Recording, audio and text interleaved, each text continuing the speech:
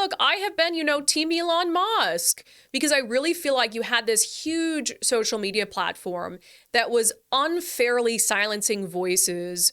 And that was really happening more on the right than on the left. I thought the left was getting away with a lot of things, stoking inciting violence during 2020, that Twitter turned around and during the Capitol riot, treated people much differently than they did when cities were literally burning down in the summer of 2020.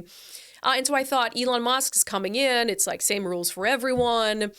And he's definitely hitting some road bumps. And we talked on the show yesterday about this Twitter account called Elon's Jet that has been tweeting out for a long time the live location of Elon Musk's private jet. And feel how you want about that. But Elon Musk himself said a month ago that his commitment to free speech on the platform was so great that it would even include the right of this account to share the private location of his jet, which was obtained through publicly available information. And Elon said, I'm going to allow him to do this, even though I think it's a personal risk to myself and my family. And now you fast forward a month, and apparently a car that Elon Musk's child was in was stopped by someone.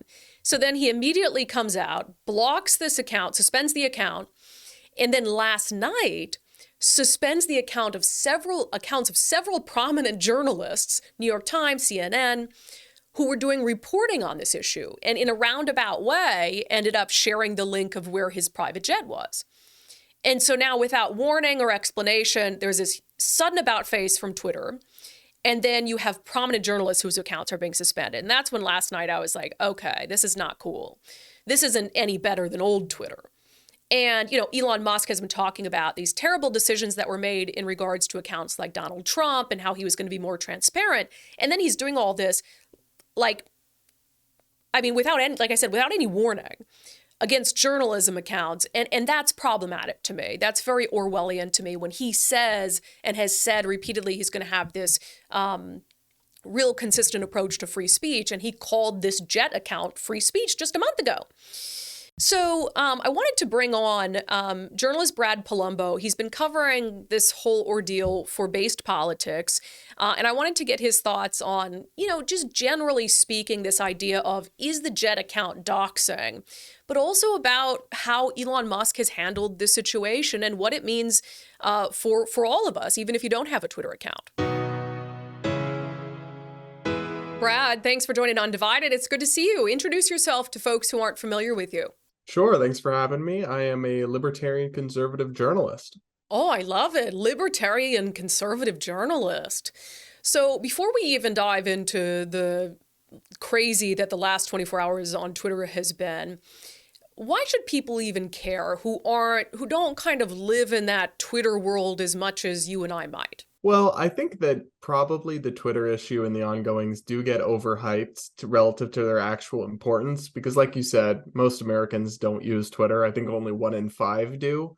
But I will say this, Twitter is a space where decision makers of pretty significant power, everybody from former presidents, the current president's staff, to major media figures, where they get their news and where they're heavily influenced. So I think we should all care to some extent about what's going on Twitter because it's influencing so many people who are then making the decisions that influence all of our lives. So let's just start at the core of this issue with this Elon Jet account that's tracking and releasing the live location. Do you think that individual incident should constitute doxing?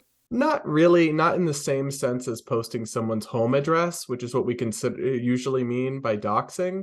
I mean, tracking someone's jet is publicly available information, which you could say, okay, well, so are people's addresses if you know how to look. But your address is a static location that you're at that people could plan to go to and harm you. Whereas what airport you just pinged at doesn't endanger you in the same way, in my opinion. Now, I think there's a serious, if debatable, case to be made that maybe these jet trackers are a safety risk and maybe they shouldn't be allowed on Twitter.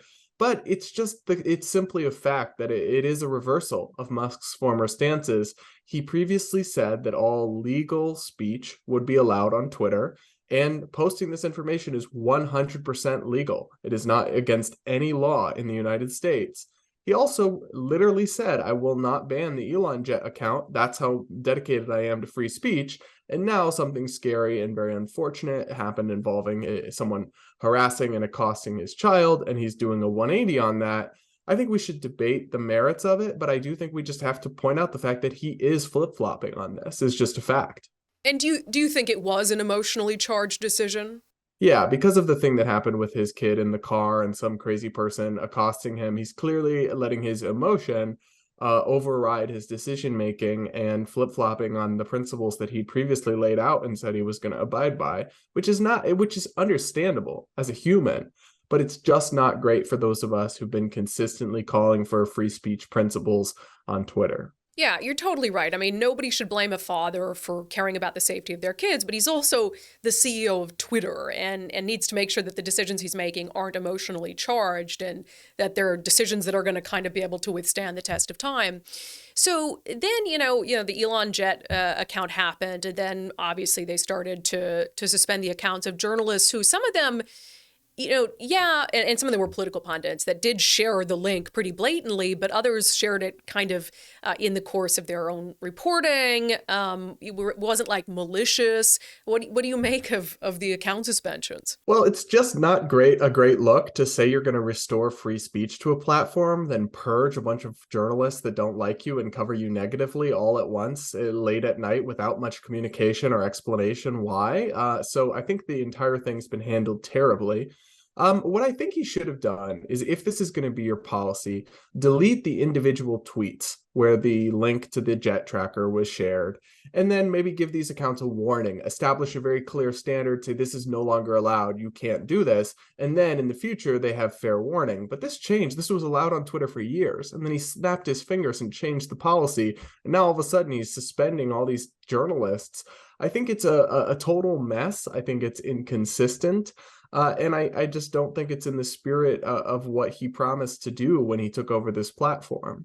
Well, and I don't know about you, but how have you looked at Elon Musk taking over Twitter to this point? Is it something that you've looked at generally positively? Yeah, I would say lukewarm positively. I definitely think the old leadership of Twitter was deeply broken and was captured by one ideological silo. I think since Elon's taken over, he's been far more juvenile and trollish than I would like, but generally the idea that someone says they believe in free speech and open exchange of ideas, getting in control of one of these social media companies, is something that I was excited by. And I have largely agreed with a lot of the changes he's made at Twitter in terms of allowing people back on who were previously banned under the old regime. But to me, this seems to be undercutting a lot of that work.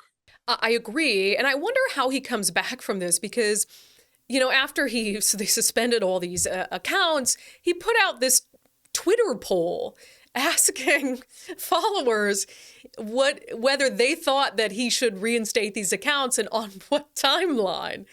So I guess, how does he bounce back from this, if at all?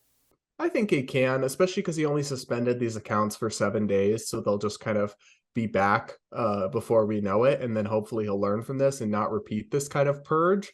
But the thing about the polls is particularly funny to me. I remember a little while back, he did a Twitter poll, should Trump be reinstated on Twitter?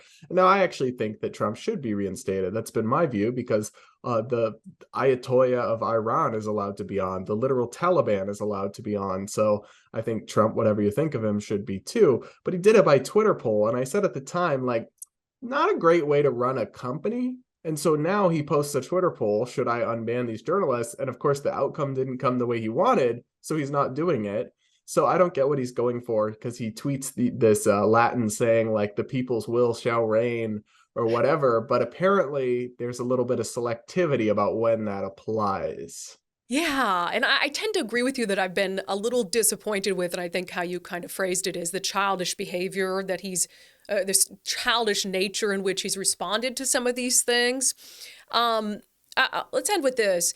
Some of these legacy blue check marks have been saying, during this all up and down with Twitter, oh, if Twitter ends or whatever, find me here, and posting their different social media accounts. And one of them is this new platform, Mastodon, which I guess is supposed to be the answer to Elon Musk's Twitter. Do you think there's any legs to Mastodon?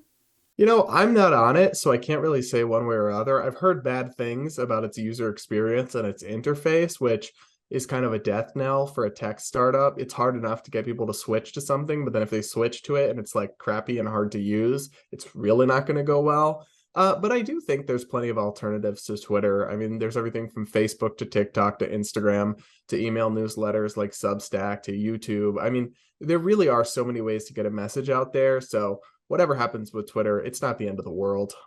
Brad, where can people find your work? Well, check out the Based Politics podcast, and you can listen to me and my co-host Hannah Cox every Wednesday. Yeah, I've definitely dabbled with it a little bit, and I think people who like this show will really like that one. So definitely check it out. Brad, thanks so much. Thanks.